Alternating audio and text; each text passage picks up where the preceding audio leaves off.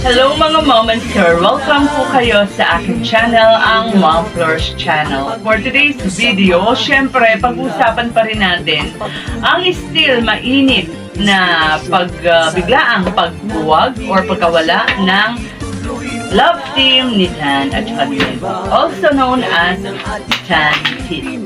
Ayan. So, ang dami na nating napanood ng mga reaksyon, kung ano-ano yung mga dahilan, kung bakit nga ito ay nabuwag or nalusaw, pero hindi na tayo masyadong hindi na natin masyadong itatakel yan kasi tulad ng sinabi ko, ang dami nang nasabi tungkol dyan. Ako naman dito, no, sa aking reaction, ang gusto kong bigyan ng diin dito is yung tapos na diba? Nabuwag na. Wala tayong magagawa dyan. So, alam natin, naintindihan natin ang mga nararamdaman ng mga fans, ng mga supporters, ng love team. Talagang masakit, malungkot. Naintindihan ko yan kasi fan din ako noong mga panahon na, ayoko na sabihin kung sino yung mga artista na aking iniidolo kasi mapaghalata kung gaano katagal na yon.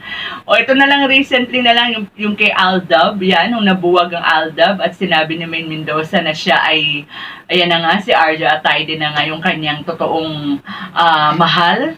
Talaga ang sakit noon, di ba? Kaya, intindido ko yan. So, ang akin lang, wala na nga. So, dapat mag-move on na. Kasi kung palagi na lang natin isipin yan, magkakaroon tayo ng galit sa puso, may stress tayo, magko-comment tayo ng mga kung ano-ano, hindi po yan makakabuti sa ating mga kalusugan.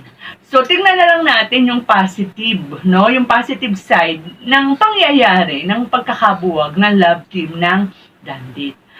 Ako po, sinasabi ko sa inyo, talagang ako ay, nung pinanonood ko yung episode 17, sobra talagang nalulungkot ako. Pero tulad nga ng sinabi ko, ala na yan, tapos na yan, wala na tayong magagawa kasi decision yun ng ka-love team ni Medi, excuse me, ni Kalingap Dan na tama na kasi nga parang hindi nagiging healthy, hindi na healthy para sa kanya ang mga nangyayari, no? So ito na nga, para sa akin, yung pagkakabuwag ng Team Dandit, para sa akin, positibo yan sa parte ni Medi. Kasi alam nyo po, oo, maganda yung love team, lalo na kung nag-uumpisa pa lang ang karir ng isang, kung sino man yan, kay artista yan o kung vlogger yan. Kasi parang magandang stepping stone yun para makilala ka Kasi, syempre, ang mga Pinoy, mahilig sa mga romance yan Tignan ninyo yung mga movie, mga teleserye, mga pocketbook na ganyan ang tema, romance mabenta. Diba? Nagkiklik. So, ganyan din ang style ni Kalinga Prab, no? magaling si Kalinga Prab. So, ayan, si Medi, sa maikling panahon na siya ay na-love team kay Dan, nakita ng marami yung kanyang talento, yung kanyang mga, excuse me, yung kanyang mga magagaling, yung mga asset niya. Di ba? Ang galing niyang magsalita, matalino siya, di ba? Masayahin siya. Ang daming mga positive na katangian ni Medi, no? Na wag na lang natin tingnan, secondary na lang yung mga physical na katangian niya. Yung kanyang talento, no? Ang galing niyang magsalita. Ayan na nga, no? Nung nabuwag ang love team, nakita ni Kuya Bal yung potential niya. At eto na yung unang, no? Yung unang blessing sa pagkakabuwag ng love team. Ginawa siyang o gagawin siyang ambasadora o ambassadress ng landing pad sa Naga. Kundi man ambassadress, deputy daw. Diba? So, malapit na malapit yan sa kagustuhan niya, sa pangarap niya maging charity vlogger yung pagiging ambassadress ng landing pad sa Naga. At tingnan mo kung sino yung makakasama dyan ni Medi sa Naga. Yung mga loyal na, original na Kalingap charity vlogger.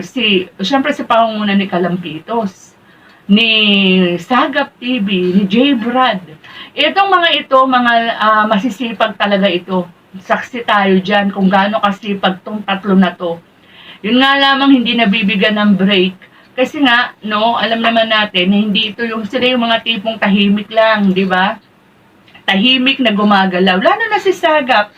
Diyan sa Naga, ang dami talagang dapat tulungan.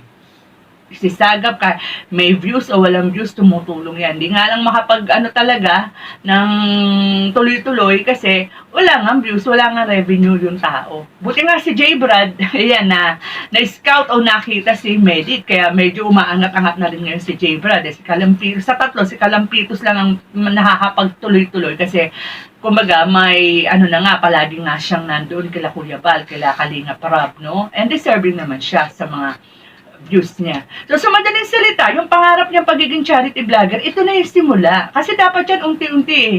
Tama naman si Kalinga Prab nung sa kanyang advice kay Medit na kung magiging vlogger siya, wag muna charity, no? Wag muna sa charity siya pumokus kasi baka hindi niya yan mapapagsabay sa kanyang pag-aaral. Kasi po alam natin na ang pagiging charity vlogger, hindi yan yung biro-biro lang na pasulpot-sulpot na sala sa init, sala sa lamig. Kailangan po pag naging charity vlogger ka, ang unang-unang katangian yan, may puso ka.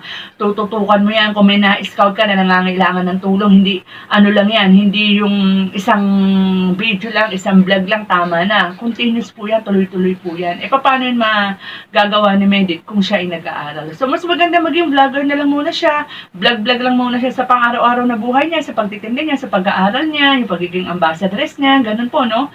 And of course, yan, yung live, katulad ng ginagawa ni Rachel, magla-live lang, yan, kamustahan sa mga supporters, ganun po. So, para sa akin, agree ako doon sa suggestion o sa payo ni Kalinga Prab. At saka importante dyan, siya ay nananatiling Kalingap. Kalingap Angel pa rin po si Medit, kaya ang suporta ni Kalinga Prab at ng buong Kalingap ay nasa kanya pa rin.